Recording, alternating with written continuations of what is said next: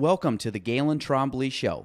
You can find me on Facebook at Galen Trombley, on Instagram at Galen Trombley, and on YouTube at Galen Trombley. Spelling GaelanTrombley.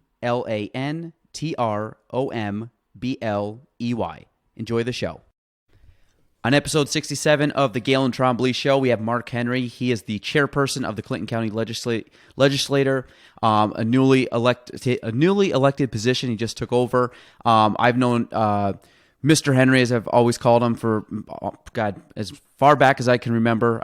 Spent a lot of time with him, and his son is one of my best friends. So I hope you guys enjoy episode 67 of the Galen Trombley Show.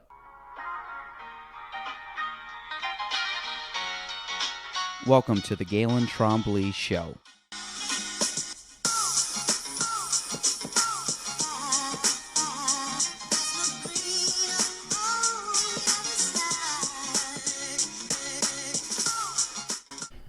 Welcome to episode 67 of the Galen Trombley Show. I am lucky to be joined today by someone that I've known almost my entire, probably from memory, my earliest memory, but Mark Henry. I probably spent more time at his house than he could probably count right now when I was a kid growing up, but he is now the chairperson of the Clinton County Legislature, and again, I've known him since his, I guess, time at the Border Patrol long ago, but so for anybody that does not know who you are, well, first, welcome to the show, and then give us kind of a background, how you became 2020 chairman of the Clinton County Legislature, and everything all the way up to... Holy cow, I can do that. Thank you. I'm glad to be here. You haven't been around that long, so it shouldn't take too long, right? Well, good afternoon. Yes, I have known you for a very long time, since you were born, basically. Well, I guess the place to start, as I say, is at the beginning. So I'll start at the beginning. I grew up in Alexandria Bay, New York, over on the St. Lawrence River by Watertown. I graduated from school there. And when you started saying about being chairman of the Clinton County Legislature, believe it or not, I started thinking about being a county legislator over there, at that time, Jefferson County. When I was probably 13 or 14 years old, my dad was involved in politics. His best friend was in the Jefferson County Legislature at the time. And I used to listen to them talk. As a kid, I was a kid, but they would talk and I would listen to them. And at first, the things that were interesting to me as a kid is, all the inside baseball things of politics, who's up and who's down and who's going to get elected and who's not going to get elected, and their thoughts on things like that. But as I grew older, I realized too that was a level of government that you could do the most for a lot of people. The county has vast responsibilities, from roads to bridges, to the sheriff's department, to the district attorney's office, to nursing homes, to foster children, to welfare. They affect a lot of people right where they live, right at home. And so I said, well, if I ever get a chance, someday I'll get into politics. But, of course, you're a kid. So anyways, I left the Bay. I went in the military for 4 years. I got out of the military at the end of my hitch and joined the police department in New York. I was there for 3 years. And then from there, I went into Border Patrol, and I was in Texas and Arizona. And then I transferred up here, where I was only going to spend a few years, and then I would quickly go back to Texas or Arizona. And that never happened. And so I stayed around here for a very long time, and that's how I got to know you. When you moved to Chazy, right? When you moved up here, you moved to Chazy, and you've lived there since for how long? I got here in 78. I lived in Rouse's Point for 3 years. Okay. But we got up here in 78, and so I've been here since 1978. Wow. Okay. And you were in the police department in New York City? No, not New York City. Here in New York State. I'm over by Alexandria Bay. Oh, okay, gotcha. Yeah. That's what I thought. I'm like, I don't think you went to New York City. No.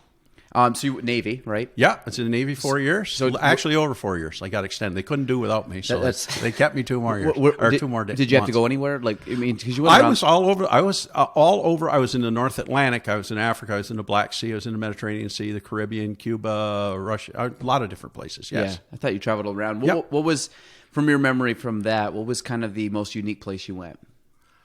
I think when we were in the Black Sea in Russia, it wasn't. I mean, obviously it's a place, it's the sea, but it's not a city. But when we were in the Black Sea in Russia, I thought that was we went up through the Dardanelles, up through Constantinople, up into the Black Sea, and we were there for about 2 weeks. They still do that. They still make a cruise up there to show the flag. And I thought that was really interesting. We had the Russian bombers, Bear bombers, I think they were at that time, would come over, and their ships, the Russian ships, would get as close to us as they could. And it was interesting. It was an interesting place to be. Was this like around the early 70s? No, it was before that. This would have been, I started in 1968, so I'd have been in the Black Sea in, say, 69 or 70, yes. Yeah. And was it just on water the whole time? Did you ever get on Oh, land? no, I was in a lot of places. I was in. But I mean, like during the Black Sea, was that just primarily water? No, just on the water. That's all we did. Yeah. We didn't land anywhere there. And in the Black Sea, just because how dark it is? It is dark. It's shallow. But it's a big sea. I mean, and it's international water. So the reason that the U.S., I think, continues to go up there. In fact, I think I saw where a Navy ship was up there not very long ago, up into the Black Sea to show the flag, international waters, to show the folks there that these are international waters. So the rule with international waters, there's really no governing body, right? So it's kinda, that's right. But it's not like is it a free for all there, or is it kind of there's kind of like probably some unwritten rules? Well, it's kind of it's not exactly like this, but it would be kind of like the Russians going on Lake Ontario and floating around out there. I don't know that anybody would be too comfortable with that sometimes, especially back then. Yeah. It was different then. They had the Cold War, had a lot going on. So it was a little bit like that. So it's international waters, and you want to show that we're going to go where we can go. So when you went down to Texas and Arizona, did you like it down there? I loved it down there. So that was some place you wanted to go back to? Oh, sure. I'd have gone back in a minute, I think, if I'd have had the opportunity. I think I would have. Did you think, would you have gotten the opportunity, or did you just stay up here because of... No, I had the opportunity. I had the opportunity to go. But I came up here when I arrived with the idea of spending, I didn't have a time frame, 2, 3, 4 years. And then I would head back down and work down there for the Border Patrol. But I got up here, and one thing led to another, and I did have opportunities to go, but I turned them down. I was like, I like it here. This is where I was meant to be. And had you ever been? Was it always Champlain border, or was it? No, you were Swanton. At the time. That's right. Well, I started out when I came up here. First, I was at the Rouse's Point Station, which is just up from the school where you went to school at. I was up there, and then that office changed to Champlain on the Ridge Road, right across from Smith Oil. There's a Border Patrol station there on the Ridge Road. I was there. I opened that station up. It was brand new when I went there. And then from there, I went over to what we call sector headquarters over at Swanton, Vermont, and I worked over there on staff as assistant chief, deputy chief, and acting chief. And then I retired. So you were in the Border Patrol for 35 years. 35? I was going to say, doing the math. When did you retire? Well, I kind of retired twice. Yeah, I retired. I retired officially because with many law enforcement jobs, federal law enforcement jobs, you can only work until you're 57. You have to retire at 57. So in 2005, I was turning 57. Okay. So it came time for me to retire because I hit the age limit, or was going to very soon, and so I did. I was out about, 2 years, and I had an opportunity to go back as what they call a rehired annuitant. So they called me up, and we did the paperwork and asked if I'd be interested in going back as a rehired annuitant to run some programs, certain programs. So it was like, yeah, I'll give that a shot. So it was supposed to be 1 or 2 years, and I went back, and it was, I think, 5 anyways, but I think it was 6. Yeah, because I remember you retiring, but it doesn't seem that long ago. But when you actually look back at it, like, no, it was a long time. That goes fast. So you went back, and that was when you were kind of doing more like research and what was the college you were? Well, I was in a couple of programs there at the same time. They do, you do 2 or 3 different things. One of the things I was doing, we wanted to. When I say we, I mean the Border Patrol. The Border Patrol. Big we, yes. Yeah, the big we. A lot of we's. The Border Patrol wanted to improve their surveillance techniques up here on the northern border. And I had always been in favor of that. I always thought that was a really good idea. So I kind of got involved in that on the ground floor. And we started some programs with Department of Homeland Security, Science and Technology Division, and then we also had MIT, the Massachusetts Institute of Technology. Their Lincoln Labs were involved. And so we did things with radar and sonar and sensors that were in the ground and infrared and different things like that to see if we could make them work effectively in our area, because what might work very well in the deserts of Texas and Arizona don't necessarily work so well in 2 feet of snow when it's 20 below zero in frozen ground. And you have the issue of getting power to them as well. How do you power these things? So those were some of the problems that we ran into that we wanted to improve on. How do you monitor an area that's desolate, has no power, and faces environmental challenges like nowhere else?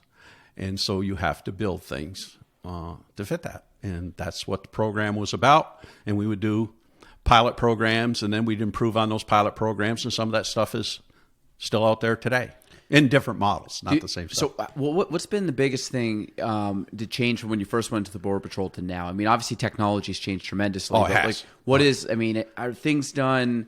Because I always look like military. If you look at like the history of the military, and you went from, I mean, a long time ago when like World War I, the technology and the tactics, and even all the way back to like the Revolutionary War and how things have progressed with technology, and obviously with being a little bit more educated on the, warfare and Sure. kind of translating that to the Border Patrol. Obviously, you guys are in a protected, you're in a branch that is a defense branch, pretty much, right? More defense than offense, in a sense that you're protecting the border. Do you guys find that you go more on Defense than offense?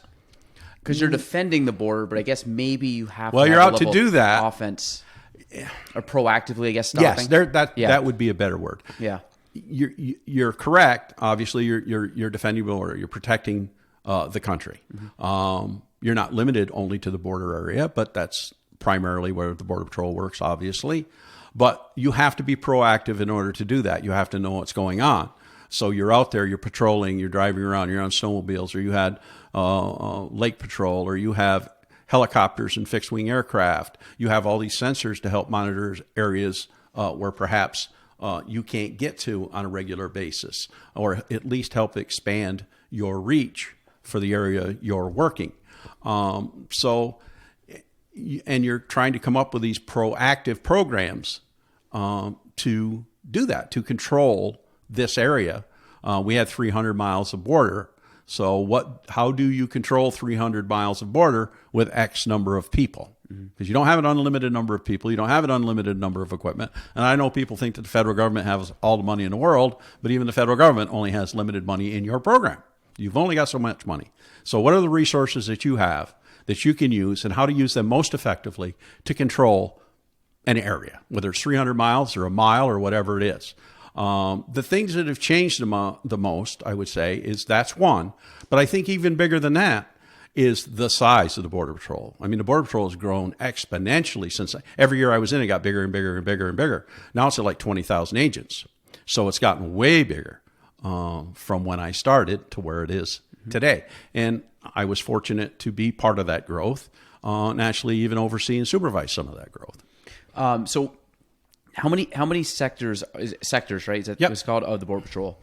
You're like 20 something? 22. 22. Yes. So Yep. when you were the deputy the acting Swanton deputy, Sector. that was you were No, one I of, was the deputy of Swanton Sector. Okay. But then I became the acting chief of Swanton Sector.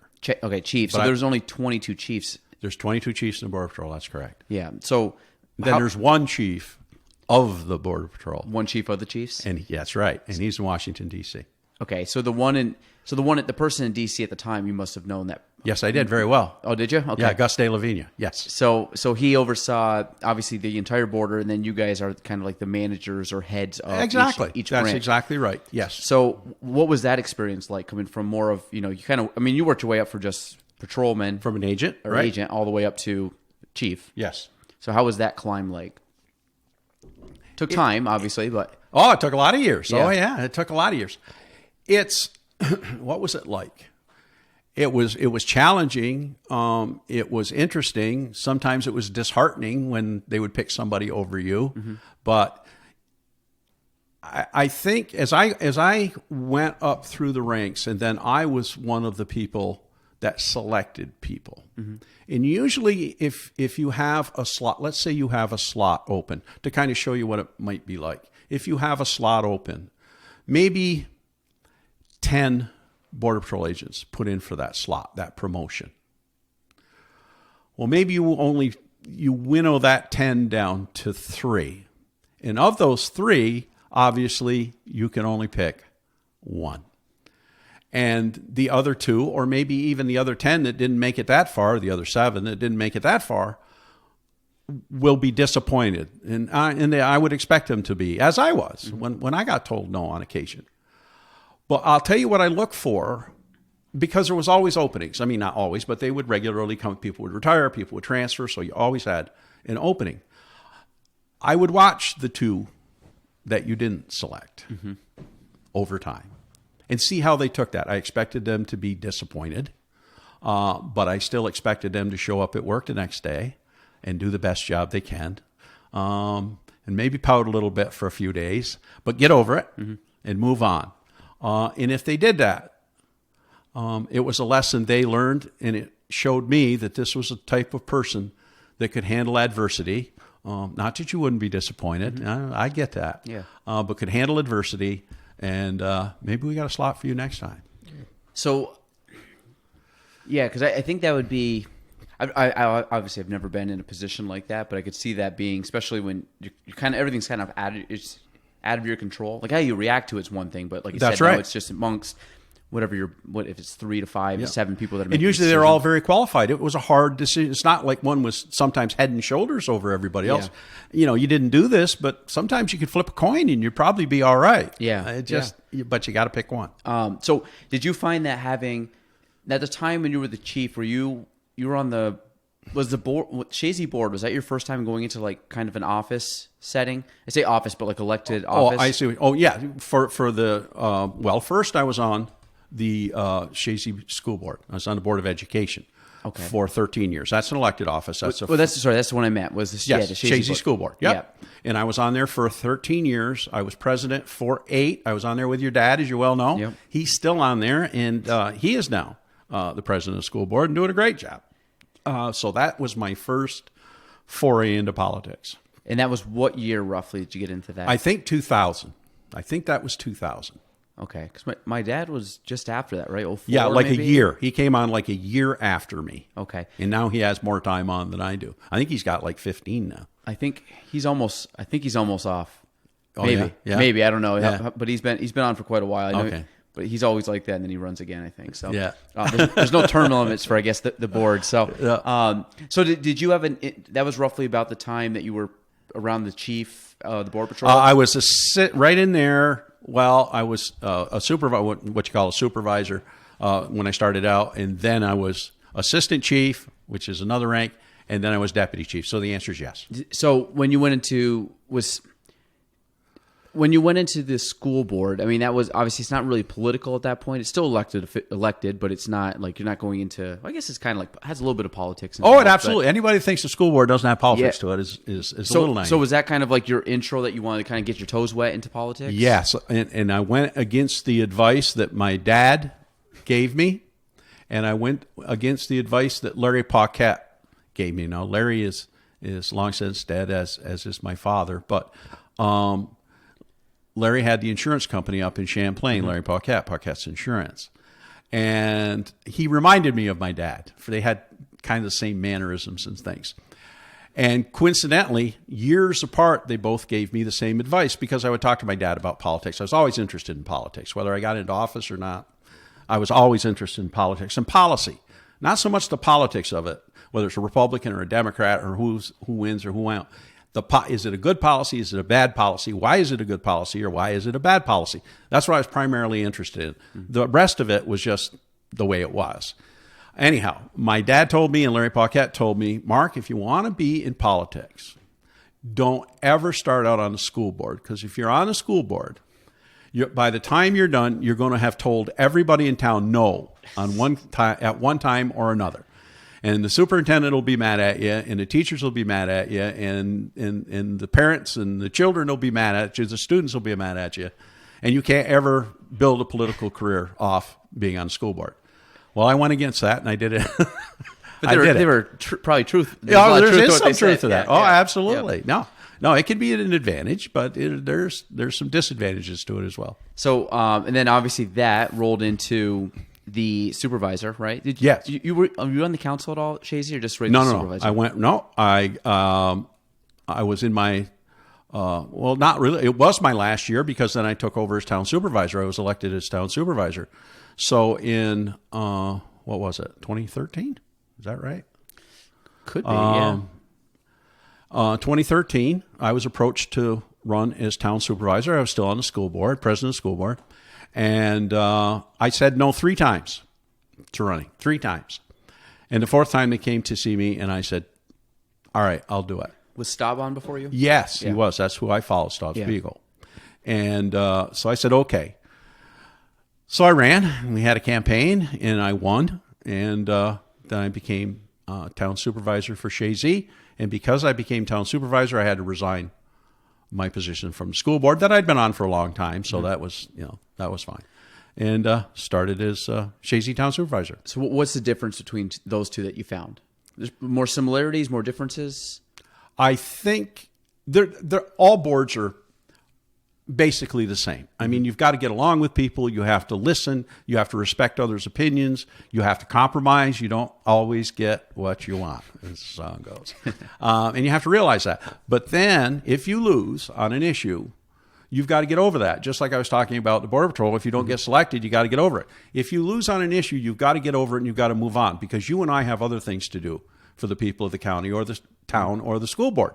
So I can't hate you and never work for you again because, as I was saying, good policy is good policy. Well, if you have a good policy, why would I not help you pass that, even though you and I had disagreed on other policy? This is good for the folks. I'll work with you to get it done. So all the boards are similar in that sense. The ones that work well, I find, are I think the biggest difference is the president of the school board. You have a superintendent to run the schools. So the president of the school board oversees the school through policy. They don't micromanage. They set the budgets. They set it through policy. They allow the superintendent of the school to run the day-to-day operations of the school and bring issues to the board. The town board is a little bit different, and the town supervisor is a little bit different in that role in the sense that we obviously run the town boards run the towns through policy, through setting the tax rate and doing those kind of things and working together. But the town supervisor has more hands-on things that he can do as far as telling folks what to do and where we're going to go. You don't have a superintendent to run the town for you. Supervisor can vote too, right? Oh, yes, no? Absolutely. I was going to say, the superintendent does not. That's right. Yeah. The superintendent has no vote on the school board. So there's some small differences there, but differences nonetheless. And then obviously going from, the school, even though it's a smaller entity, for a town, it's a big deal because obviously there's a lot that especially at Chazy, where, being from there, I know a lot was generated. A lot of community stuff was generated through the school. So there definitely was a lot of there's a lot of parallels between the two. But yes. I think obviously the town, and we'll get into your current position, but the town itself obviously expands out to more people because it does cover. Actually, the town covered West Chazy and Altona, right? That's exactly right. Yeah. And Ingraham and Chazy Landing. So the town is larger than that. And larger than the school district. But you are right in what you started to say. Probably in many communities, but I'll stick with Chazy because I know Chazy School. I know that one the best. Chazy School is the heartbeat of that community. Without a doubt, a lot revolves around that school. And it's not just because the kids are there, because so many other activities happen there as well. So the school has tremendous support from the people in the district and within the town itself. The school is very, very important to the community, and the community is very proud of the Chazy School, and I think that shows in the support that it has received over many, many years through some tough times, as you'll remember. Yeah. Well, I think that's one of the things that people always talk about, mergers and shutting down, especially smaller schools. Yes. We've seen it in a little more south of here than in Clinton County, but the idea that would it ever merge, I mean, you never can say that it won't, but your hope is that it doesn't. But I think Chazy is different in the sense that it has a lot of alumni support, a lot of community support. It does. No matter what, I think people would, just to keep it open, would make sacrifices to make sure that it's open because of the culture and stuff that's been established there.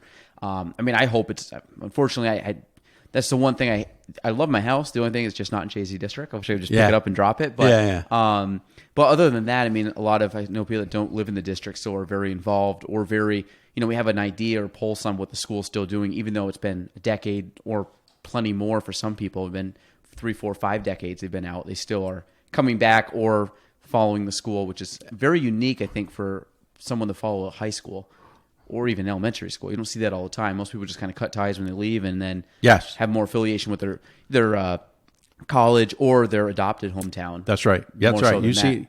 I see folks come back. I see folks that stay involved, that have graduated a long time. I didn't graduate from Chazy School either. I graduated, as I said, from over in Alexandria Bay, ACS, but it was a small school. Yeah. Maybe a little larger than Chazy, but not much. So we went from the town supervisor. So then the town supervisor led you to Area 3. Yes. To run in Area 3. And that was what, 17? That would have been 3 years ago. This is, yes. 17? Yep. So you ended up getting interest in that position. Now, did you have... Was that something that you planned on? Did it kind of just fall in your lap, or was it something that you wanted to potentially run for in the future? Both. Okay.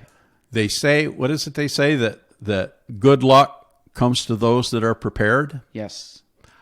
Well, as I told you, when I was much younger, I always wanted to be in the county legislature, not the state legislature either. And I know some kids, they want to be president of the United States. That never occurred to me. Yeah. I thought county legislature was where I would like to be for the reasons I said. So when I was with the town now, and I was retired now, so I could now look ahead, as it were, for what I might want to do next. And to be honest, I had my eye on the county legislature. And made what I thought were did the things that I thought I needed to do to show that if the opportunity ever arose, that I should be one of the folks considered for that position. Mm-hmm. And then, this is where the lucky part comes in for me, Sam Dyer decided that he wanted to run for Beekman Town Supervisor. And so Mr. Dyer, Legislator Dyer at that time from Area 3, would have to, if elected, would have to resign his seat to take over as town supervisor, Beekman Town Supervisor. So he ran, and he was elected by one vote. Remember that? Oh, he got elected by one vote. Yep. And it held up after some challenges, but it held up, and Mr. Dyer then became town supervisor, or was going to be in January. Well, of course, to do that, he would have to resign his seat on the legislature. So we made a couple trips to the legislature, encouraging the Clinton County Legislature not to appoint somebody, but to hold an election. Mm-hmm. That took a couple, 3 meetings. And anyways, the legislature was good enough to decide that, yes, we will have a special election for Mr. Dyer's seat. And so they announced the election, and I ran and won. And therefore, I filled that seat in a special election for 18 months.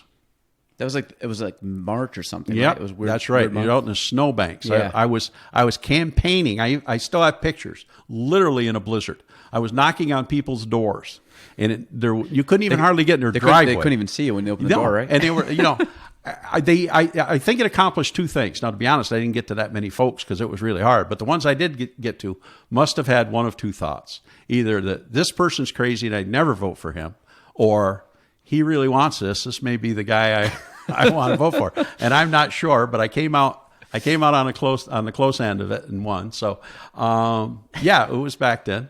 And so that was to fill the remainder of Sam's seat, Mr. Dyer's seat. And that was about 18 months. So the 18 months went by, and now you're going to have a regular election for 4 years. Mm-hmm. So we just recently completed that back in November. And again, I won that. And now I have 4 years left in this term. So, and then you got appointed to the chair. Well, you don't get appointed. No, you get elected. You do get elected. So that's another election. Okay. Within the legislature. Mm-hmm. So the chair came open. Mr. McManus, who was a terrific chair, did a great job. We have term limits in this county. And so Mr. McManus was, Chairman McManus was term limited out. He'd done his 12 years, so he had to leave. That's for the legislature itself? Yes. Okay. Yes.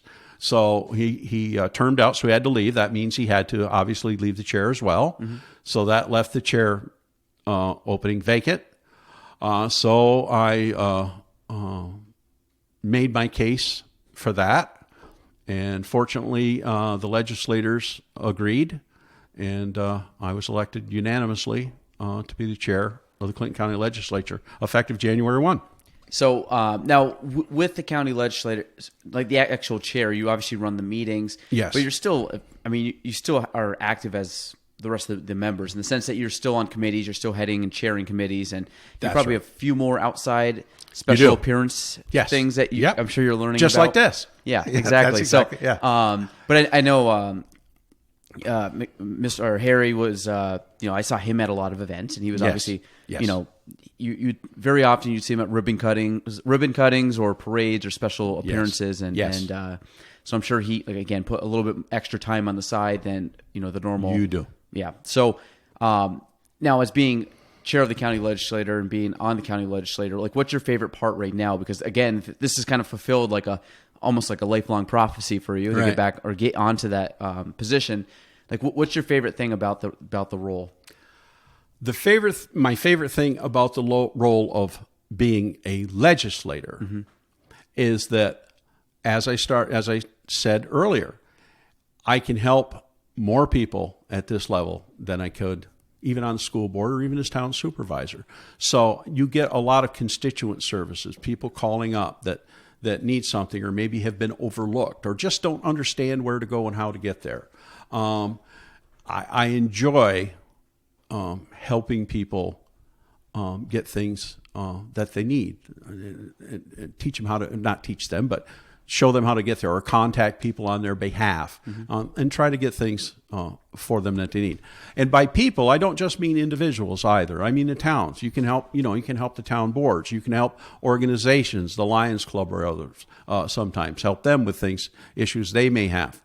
You can help with legislation, overall legislation for a county, for things that might help folks, whether it's with trying to keep Medicaid going and arguing with folks in Albany, or whether it's environmental issues and you're on the Soil and Water Committee, or you're on Children and Family Services Committee to help foster children, or maybe you're on Public Safety where you can make a life or a difference in the lives of volunteer firemen or EMTs in the 9/11 issues. You have, again, in public safety, maybe you can assist the sheriff's department getting equipment they need to help protect the people, or the district attorney to help them get the tools and the things that they need through the public safety committee.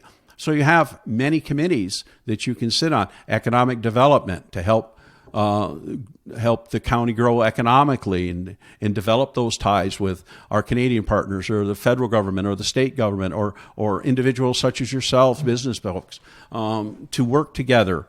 Maybe it's only as a role to bring these folks together sometimes in a common forum. So you have all of these levers that you can pull to help the entire county or a town or an individual. Yeah, I mean, one of the biggest eye-opening things as I've gotten older when you're a kid, like you're a kid, you're naive, you don't know a lot of stuff, and you're kind of, you're only concerned about like your day to day. Well, as your day to day gets bigger and bigger, and now you're a full on adult with more decisions and more things that affect you. I've of course become more in tune with stuff in the area, and just naturally as you get older. But like you said, a lot of things you just mentioned. And when we went earlier this year, I went to like I don't know what they call it, like a roundtable thing, but Billy Jones was the one that hosted it at the town of Plattsburgh, and there was a bunch of different people from different areas and just different sectors of the county, from agriculture to business to school to health, and it was kind of cool to see everything that they were talking about. Because again, I'm not as concerned with agriculture or healthcare, even though I'm in real estate only branches so far. But when you're talking about a farmer talking about the prices of milk and shipping costs and everything like that, and then you're talking again, I mean, we use a lot of self-service, but you're talking about people that are traveling just for work or making calls, and they need service down in kind of a very rural area where they don't have it. So you're looking at all these issues that aren't even on my radar. So it's kind of cool to see these when people actually say it, and it's like, oh wow, all that stuff's going on here that I wasn't even aware of. And then you kind of have a little more empathy for certain groups of people or why things connect, because there's a lot of it's intertwined. Yes, it is. There's Absolutely. Like why, if the agriculture's down, that has an impact on, maybe not, or maybe, but obviously the economic, and then maybe the health concerns or housing, so it was kind of neat to see a lot of, and again, I'm not super well versed in a lot like the details, but it was cool to see the different walks of life come out and saying, this is like, here's our pain points in this industry, and what's doing well here and not well, and what we want to change. And I think one thing I'm positive about going forward in our areas, I think there's just a lot of really good people in like really good spots right now in regards to leadership and running, whether it be like at the town or even, the chamber or on the county. And it's exciting because you see all these people that I have a lot of respect for and I think are doing a great job, but when they're all kind of rowing in the same direction, that's why I think we're going to have a big boom here over the next, hopefully 5, 10, 20 years. That's going to be, I think, a huge turning point for Clinton County. I can kind of like, you can see like the little pieces slowly, like of the puzzle starting to connect. The green shoots are starting to show. Yeah, and it's kind of, yeah, exactly. And I think a lot of the work that's been done, especially since the base closing, we're 25 years removed from that now, but I think a lot of things are starting to pick up. Like yesterday, I just drove back where Norsk did the whole the huge building they just built, and then right behind it, there's like a medical kind of thing going on. Monahan back there. Yeah. So like you start seeing these buildings kind of popping up that people don't even know about until you kind of go down these back roads, and it's like there's a lot of growth going on here that you won't see because it's not right in the middle of Plattsburgh, but it's all these back roads that. Right. And if you're not looking for it, you won't see it. But won't see it. They're kind of hidden away back there, especially on the former base, as we call it, the former airport. You're right, and it was interesting when you used it to me that you used the term "pop up," because when you said that, I was thinking they don't just pop up. Oh yeah, there's a lot of effort that goes, especially by the business folks that are doing that. The owner or the corporation that's doing that obviously puts in money and effort and everything else to do that.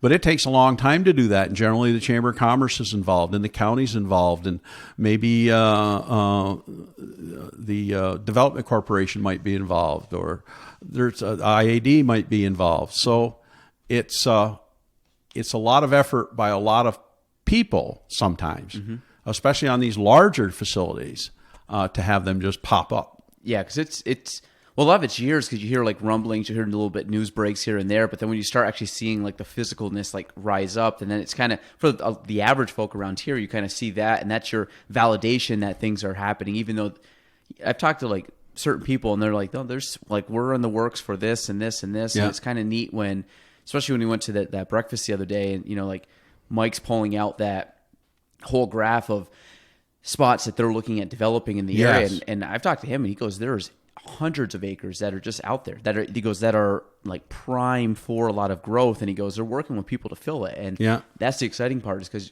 you kind of look at Plattsburgh now, and Plattsburgh's taken a big like change in the last I'd say 3 to 5 years. There's been a lot of like things that have popped up, whether it be hotels, restaurants, businesses.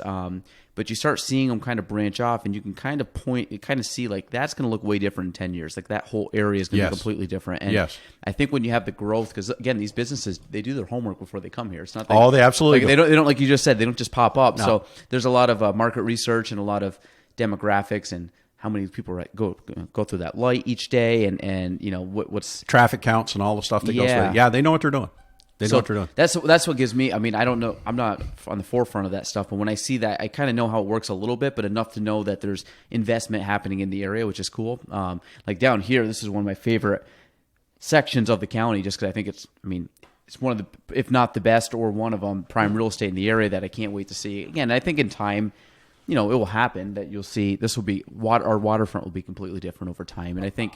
I look forward to that day. I think you're right. I tend to agree with you. I think they're taking baby steps to get that done. Yep. And, you know, there's growing pains. We have that with every development that you do. But if you look back on the development, say, that's been done, I sometimes find it interesting. If you look at something that's been here for a little while and you think about, say it's been here 10 years, and you think about 10 years ago when they wanted whatever it is here, there was some growing pains, and some folks were against it, and some were for it. And now that it's here, though, it seems it's part of the community. Yeah, it's okay. Right. It's all right. Yeah, no, it's all right. So I think that happens a lot with every development. But you can't just go and throw things up wherever it is you want to throw them up either. You have to have some kind of planned growth. Yeah. You're not just throwing a dart at a map. Yeah, exactly. Kind of thing. So that's obviously good, and I think. I mean, have you? I mean, you don't have to say it if you don't want. But I mean, have you looked at obviously you have a 12-year term. Does that special election count towards the 12-year term? No. Okay. No. So really, you're year one. This is year one. Actually, I'm in month two. So, Month two. Yeah. So theoretically, theoretically, I could do 12 years. So, the 12 years is. I mean, do you think that that's going to kind of be the end of anything with politics for you? Do you think at the end of 12 years you might?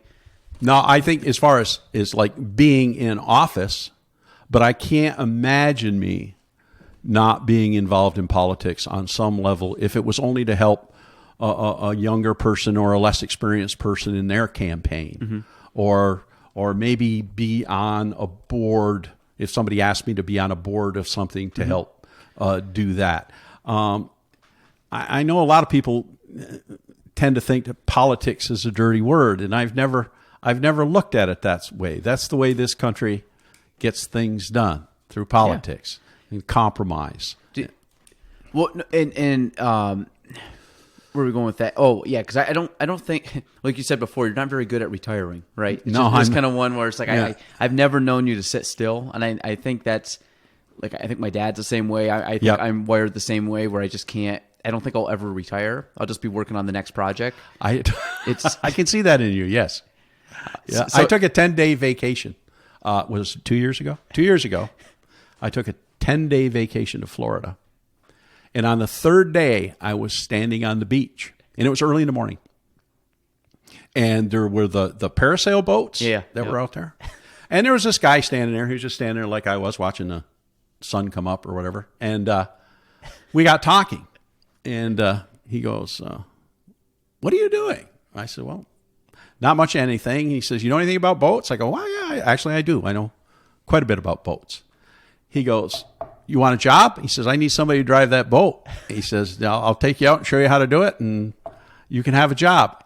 And I almost said yes for the 7 days I was there. 7-day parasailing. I was going to be a boat operator, but I didn't. So I just find it funny, like you just keep kind of revamping whatever role you're in, or growing in whatever role you're in. So I think that's just, I like that in, like, we're going on vacation on Thursday, and I'm like looking forward to going and hanging with the family. Sure.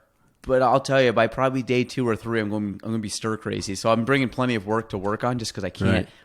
Right. Like my brain's got to be moving. I got to be doing stuff, like just to go sit by the pool or at a beach. I just can't. Like I can do it maybe for like an hour, and then I'm getting kind of like fidgety. Well, that's kind of me. I think it's almost like, what am I missing? What I should be doing something. What am I missing here? Yeah, I was gonna say, when I sit down too long, it seems weird. Like I'm not comfortable with just staying still. I think my wife would tell you I could do more around the house though. You're a busy guy though, so I I don't think she's buying into that, but yeah. So a couple things I wanted to bring up. Sure. I've known this since like, being a kid, but you're a big reader, right? Yes. You still read a lot? I do read a lot. Because I always remember you, like whether it's you're sitting in your chair or next to your chair, you always have like typically, autobiographical books or history books or things like that. Yep. What do you like reading? What are you currently reading? How much do you read? Oh, wow. I read a lot. I have some books that I read just kind of for entertainment, just a summer beach read or whatever. When you get done with it, you almost can't remember what it is you read, although it was interesting and it was fun. I read a lot of what you just said. A lot of it's autobiographical. I'm big on Winston Churchill. Mm-hmm. I think I've got it, 4 books that I've got at the house right now on Winston Churchill. So I read a lot about Winston Churchill. I've read a lot about the various presidents. I read a lot that has to do with politics, history. I'm big on history. I think my daughter Kristen got that from me. She's a social studies history teacher. I couldn't tell you how many books I have. I'll bet I have, on this one subject, 30 books on 1700s and 1800 English Navy sailing ships with the battles they had during the Napoleonic Wars and how that was, and the cannon and the ships they used, and how hard it was on the sailors that were out there during that time. And some of them are series, like Hornblower or others that are just as good or maybe even better. The Master and Commander series, and there's stuff out there with Alric Bond, who's a writer that writes some terrific stuff on that. And just I read a bunch of papers. Michael reads a bunch of papers, as you know. Yep. We get like 5 papers a day, so I'll try to find time to read as much of that as I can. So yes, I read a lot. So most of the books, a mixture of fiction, nonfiction. Like you said, some of those Navy books, those are more fictional. Yeah, those are all fictional. I mean, they're based on like real things. Yeah, there's a lot of history ships, in it. when you read about the ships, they're real. The sail they have and how they're made and all that. But the incidents themselves are mostly fiction. Based on historical things. And then obviously the biographical, those are all nonfiction. The biographical ones I read, sure. I always end up, I try to read every day. Realistically, it probably ends up being like 2 to 3 days a week by the time I can fit in like a good 20 minutes to just read. But that's one of my favorite things to do. So again, going down to Florida, I'm going to probably bring 3 books with me, knowing that I'm probably going to get through 1 or 2 of them. Right. But I just like I said, I have a bunch of books over there and I have a bunch of books at my parents' house still that for like a history book, I have a Ben Franklin one and a Leonardo da Vinci one. Yep. But I have a couple other ones, I think not there, but I have like audiobooks. Okay. So I listen to stuff in the car too. So I just got done a couple more like business books, but sure. Like I've listened to Shoe Dog, which is autobiography of Phil Knight, which is the founder of Nike. Yeah. I have one for Elon Musk. So it's kind of one where I like a lot of business and technology people too, but it's more like I like successful people. So like for me, I always try to dive into whether it be presidents or whether it be, like you said, stuff from history, but you can learn a lot from, like, to me, people that like in positions that you kind of want to get to or emulate. Right. So, there's a lot of, I'm trying to even just like look over there real quick, but there's a bunch of books over there that I just read that's typically, I read a lot more nonfiction than I do fiction. Yeah. Even though I should do, part of me is I try to fit fiction in just as kind of like that escapism, but right. I always find if I'm reading a book, I want to really learn from it. So I'm trying to, it's more of... Well, if you only have as little time, you're right. You got to pick and choose and you do that. I think one of the things you can learn from books like that, historical books, autobiographical books, especially when you get much older, is I think the term goes that there's nothing new in the world. Well, obviously there are things new in the world, but situations are pretty much the same. A lot of pattern repeats. And you go back and you see where folks went through tough times and why they stuck to their guns and what they did and what the results of that were, or where they compromised and why they compromised in certain situations. And you can learn from those things because you may face situations similar to that. I think it helps you build a knowledge base to help you make decisions and maybe give you the confidence to stand by a decision that you made. Well, I think a lot of it's probably more macro related than micro, meaning you kind of like on the larger scale, when you take away not just the specific details, but how can you break it down to, like you said, the kind of a bigger macro level that could have. That's why I always look at like a lot of books aren't necessarily real estate books, but they could be a book on like a Ben Franklin, or I have one over there about the guy that climbed the wall in was it Yosemite National Park, like the glacier, whatever. Yeah. So it's kind of like taking these people that have done really cool things or unique things or high level achievers and kind of reading and seeing like how their mindset would relate to something that I'm thinking about, or and then how can I bring it to make something better, or from different industries bring stuff in. Because I talk a lot with even people locally in the area, like having like one-on-ones with people that have nothing to do with real estate. They could be business, it could be politics, they could be something where their ideas, like it allows me to kind of get a broader base or broader knowledge, and then I can take what I can from that and build on what I already know. Right. So a lot of it's kind of I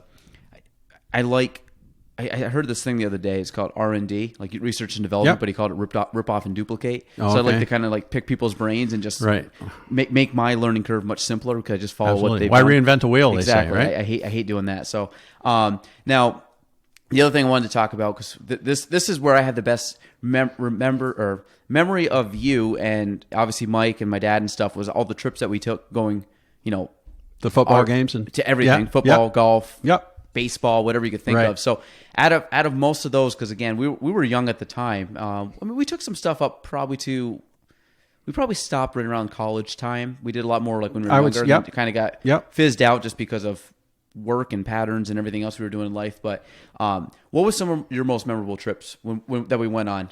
I'm kind of curious to see your perspective. Like, what did you really like? Would you not like? Because again, me and Mike are pretty much, we loved everything because we were young. Well, I did too. I like the ones that are most memorable to me is, I think, probably the ones where you two maybe had the most fun. Mm-hmm. I might not have had the most fun. Yeah. Although I did. I had a lot of fun on those trips. But you two had the most fun. And I remember when we went down to Giant Stadium and Jeremy Shockey was playing there, and you guys had identical jerseys. We did that. Yep. We went up. Was it the President's Cup when we went up in Canada? And Tiger Woods was there. We got really close to Tiger Woods. In fact, so that was good. You guys were pretty impressed with that. You liked that a lot. And then we went to the U.S. Open. Was that at Oak Hill when we went off Rochester? Or was that was PGA? PGA, I think. PGA. But that was one of my... because we had all the players that stayed in the hotel. That's exactly right. So and you got to meet Weir, both of you. Yeah, and he had Mike just Weir. won the Masters. And he spent, I don't know if you remember this because you were young, but he spent a lot of time with you two. Did he? He did.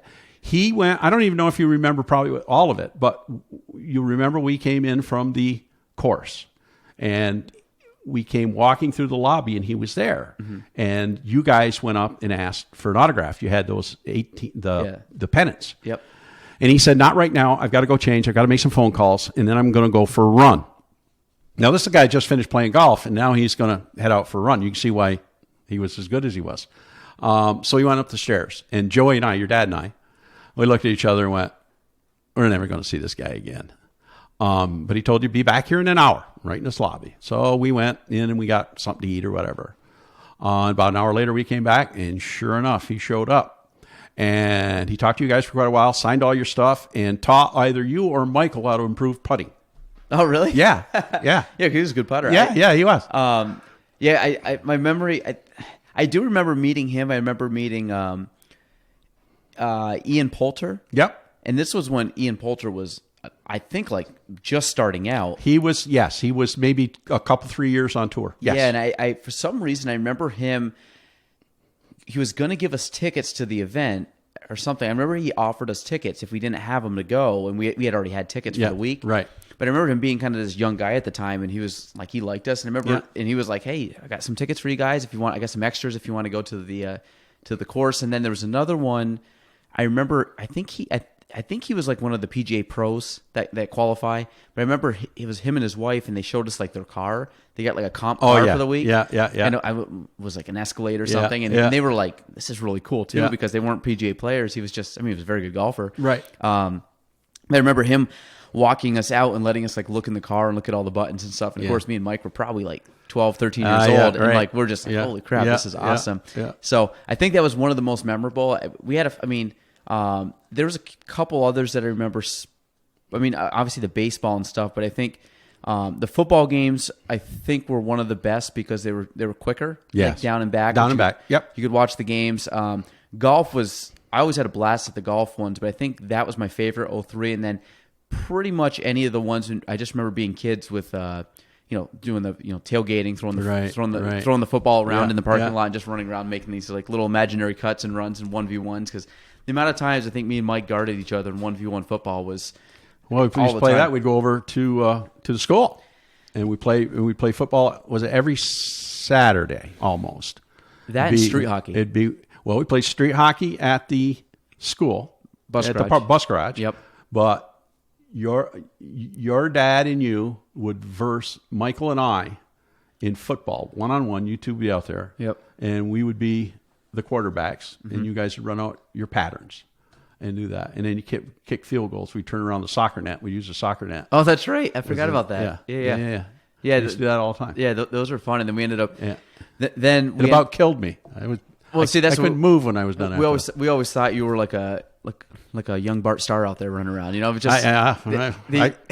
I feel like Bart Starr now.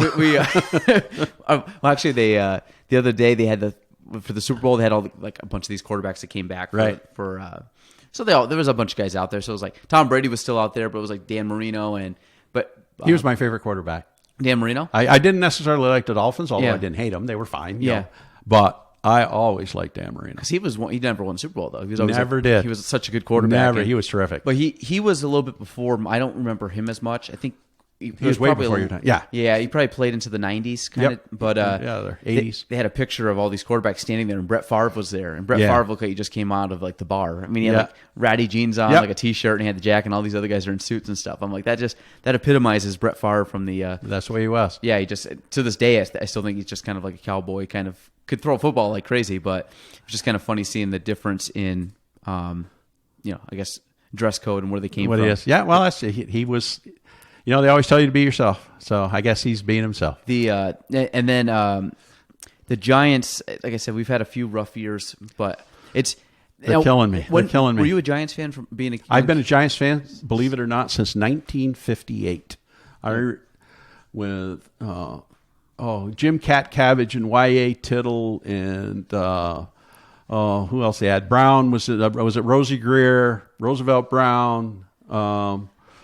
All those old guys. I met a couple of them in Alexandria Bay when I was so I would have been 10 years old. Oh, really? Yeah. So I've been a New York Giants fan since 1958. Because I forgot what year they won. Did they win? They won against the Bills in like 1990 or 91. They won the Bills wide right with when what's his name missed the field goal. Yeah, that one right. Purcell was out there. The big tuna. That was when I was I have no memory of that. I was just a baby, but. So my dad was a Giants fan, so I just became a Giants fan by default growing up. But since I was a little kid, so now I still root for them. But God, it's been a rough couple of years. But everything goes in ebbs and flows. So we had a couple good years. So I'm hoping, 2-3 years from now they're back in kind of the playoff hunt because it makes football much more interesting. The last few years, they got to get a line. They need a line. Yeah, and that's the thing. Like everybody always rags on quarterbacks or whatever. I'm like, if you don't have a line, you don't have a foundation. It's hard to throw from your back. Or running sideways. Or running sideways. Flipping right. like that, unless you're like Patrick Mahomes. Well, then how many of them? But he's young. There? Wait till he gets hit a few more times. So, all right. Well, is there anything else you want to touch on? Anything that you guys are? No, I'd like to tell you how proud I am of all of you, all the kids that grew up. I get to see all of you once in a while. You've done a great job, and obviously Michael, I'm very proud of him, and all the other ones that were in your class that I see around from time to time. Kyle was over. The other day I got to see Kyle. Yeah. So you guys have done a good job. Yeah. I'm very proud of all of you. It's a fun group. A lot of people, like some people don't, and we don't see each other, I mean, obviously as much as we used to as kids, but we're still connected to the point where we see each other, nothing's changed. So that's one of my favorite things is that for all of our schedules to align in a year, typically like Super Bowl is one that that's always blocked off. Yeah. And we have a few others throughout the year that like we might get an impromptu night where we get some, again, pizza and wings and kind of hang out with all the guys. But we did that, I think, once or twice last year. And then every once in a while in the summer, we might hit one golf event where we just kind of, now it gets tough with family and work and stuff. But we try to always, best we can, have a couple times a year where we can just kind of get together. And it's like just like just a guys' night where it's just the same crew that we had doing the same thing we did 15, 20 years ago and saying the same jokes, making fun of each other. But it's fun. It's fun. Like you never miss a beat. Oh, we've never missed a beat, and we're still the jokes that we still. It's stuff that's been probably at this point 15 years ago. We're still making fun of each other about the same thing. Same like thing. It's been 15 years, but it's like we won't forget. You're still you can't you can't hide that. You can't hide certain things. That's the history of the thing. Yeah, that makes part of it. That's the fun part about it. So, all right, we'll end there. I appreciate you coming on. Oh, I was glad to do it. I enjoyed every minute of it. This, like I said, you're in actually a question I meant to ask you earlier. What's that? You have 4 years now, or about 3 years, so you have to do it again. But the actual time-consuming nature of running for even the position you're in, where it's not at the national level, but there's a lot that's involved in that. Because I remember you talking to me, God, almost a year prior. Yes. So I mean, so actually before we end, kind of give us a little bit of insight into start to finish, like typically what's an election year look like for you, at least leading up to 2019? Like, like when did you start prepping for it? When did you know you wanted to still? I mean, Sure. you obviously dabbled in the legislature. Did you, after you got into it, was there ever a point where you're like, I don't want to run, or I do want to run, and then kind of leading up to like the whole experience until election night, and maybe even a few weeks beyond? Sure. I'll try to keep it brief, but it's very involved. It can also be very expensive, so that's one thing people need to know as well. It'll cost you money. You can get some folks to donate money to you. You can get some money, but you won't get a lot. So you better be prepared to open up your wallet if you want to run. But let's say this was an election year that I was going to have to run the election was this November. So I would have had my initial conversation, say with whatever party, the Democratic Party, the Independence Party, the Republican Party, whatever party you're in, that you're interested in running, say, in November of last year. I just started a year out, November, December. If you know somebody's coming to an end, there's going to be an office you want to run for, you want to start maybe a year ahead of time. Then once you decide that, you've got to get nominated by the party, so you got to go through that. You got to go through the nomination process. Say that happens in January, say, where you now are the nominee of your party. But then what you have to put together is kind of a grassroots thing. You've got to get signs. You want to decide how your ads are going to run, whether they're going to be in the newspaper, TV, or on radio. You want to do that. You'll need your Facebook pages now and your websites and all the technology that needs to be developed and put out there. And you have to stay on those. You have to put things in those, maybe not every day, but you certainly have to be on there frequently. You just can't do it once in a while. You've got to get your materials that you're going to hand out. As I said, you got to get your lawn signs. Those can be fairly important. You've got to get whatever material, your mail-outs. You're going to have 2 or 3 mail-outs. Now, these are in larger campaigns. If maybe if you're running for the board of a smaller town, then maybe you don't have to do all of these things, but you have to do some of these things. And obviously, they'll be much cheaper for you. You're going to maybe have a phone bank where you're going to call folks just before then. So you're going to spend from now, say, February into May, June, preparing all those things we just talked about, your budget, your advertising plan, your handouts, what parades and things you're going to be in. So you're strategizing and ordering things from now till May or June. Then about June, say, you're out running now. I mean, you're running all the time, but now in June, you're really running. You're knocking on doors. You're going to all the events. You have to be seen. You have to be heard. You've got to cut through the noise, and that can be hard to do. That can be challenging. Social media can help you with that if you can build a following and get that up. So then you just work hard all summer long, doing what you need to do, and then come November, hopefully you've got the folks out. And they're going to support you, and it'll go your way. Yeah, it's cool to see, like, again, on the local level. When you're a kid, you see it, and you don't see much besides just see the stuff out, and you'll see the signs on the road, and then you'll see like election night, WPTZ's running, the polls and stuff. So you always kind of look at that. But there's, again, knowing the people that are involved, the people that are helping, people that are donating time or volunteering. There's a lot that's involved in everything involved in that. So, and the last thing is, for your role right now as a county legislator, like, how many days a week does that entail? I mean, every day you're probably doing something, but like Yes. when it comes to like events or meetings, or obviously you have different committees. Mm-hmm. I mean, is this pretty much a 5-6 day a week gig? For the chair, I'll speak as the chairman. And I'm still a legislator as well, so I still have to do all the things that a legislator would do. And then you have to do the additional things that you talked on about being a chairman. So, yeah, I'm involved in my job as chairman of the legislature every day of the week. Now, I don't necessarily spend 8 hours a day every day of the week doing that, but I will spend 8 hours some days, and I will spend 2 hours the other day. But yes, every day. And I get calls on weekends. I'm not complaining. I mean, you don't have to run. Nobody makes you run. Yep. So when folks are off in the evenings, they're working all day long.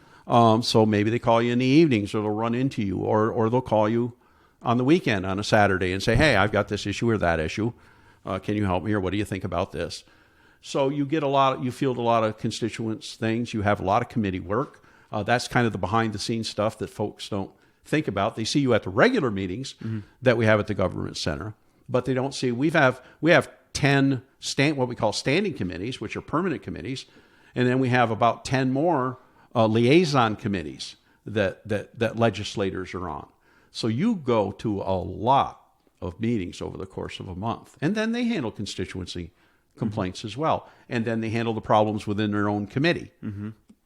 Yeah. So there's a lot of work. So yeah, it's hard to put hours on it. Yeah, but you're not punching a clock. But it's every day. Yeah, it's kind of a lot like real estate, except with off hours. Oh yeah, just that's a kinda good like example. Whenever, I know exactly what you're talking about. Like yesterday being a Sunday, I had people texting me and calling me all day long, just on a normal Sunday. But it's just, again, I always tell people it's any problems that I have in real estate are self-inflicted.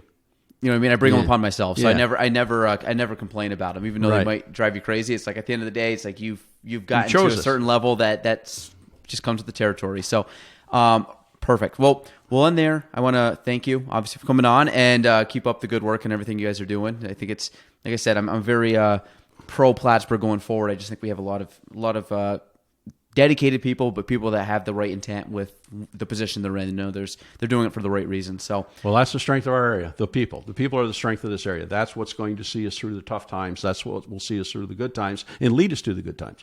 Are the people of this area, folks like yourselves and others, as I said. And it's kept you here since 1978. So it has. How could I leave? Awesome. All right. Well, in there, that is episode 67 of the Galen Trombley Show. Thanks for listening to the Galen Trombley Show. If you want to reach me, you can go on Facebook at Galen Trombley, on Instagram at Galen Trombley, and on YouTube at Galen Trombley. The spelling, GaelanTrombley.